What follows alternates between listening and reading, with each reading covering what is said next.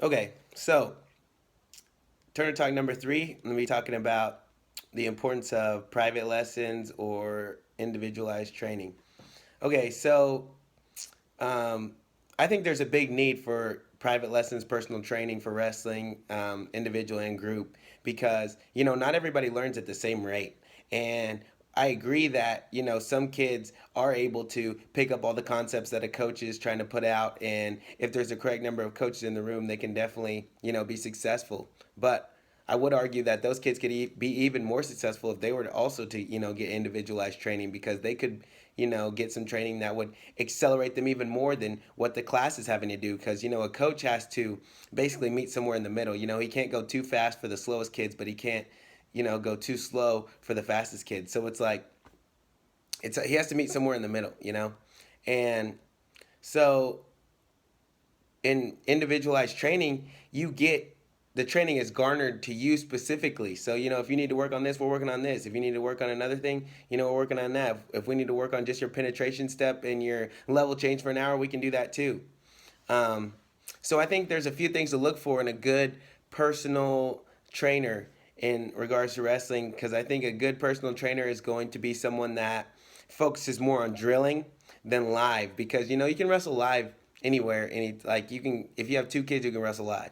So, and yeah, there's instances where you need to wrestle live, and the practitioner or the trainer should watch you wrestle live so he can kind of know what kind of bad habits you have and things like that. But I also think you can pick up those habits from drilling, and see what a kid. I think I can see what a kid's gonna wrestle like just by watching them drill.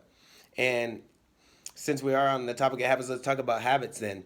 Um, Habits are defined as settled tendencies or practices, especially ones that are hard to give up. So, you can have good and bad habits, and the point of drilling is to facilitate good habits, and you want to kind of lock in good habits, because you figure it out up here way before your body has that muscle memory to do it all the time with high pressure situations. So that's the point of drilling. It's not just so you know it, it's so your body has it basically memorized. It's not just, okay, I can understand this concept. No, I need to drill it thousands and thousands of times so that in the most crucial times, in the most crucial situations, my body's going to know how to do it correctly.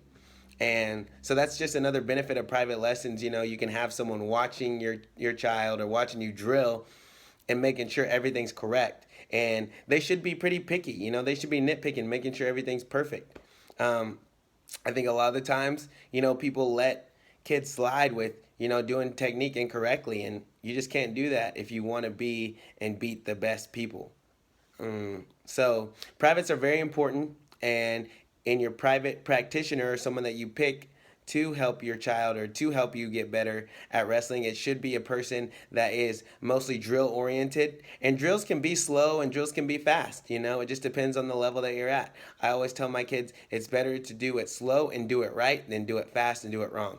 You know, and I think that applies to everything. So, yep, Turner Talk number three, private lessons. Find someone for privates.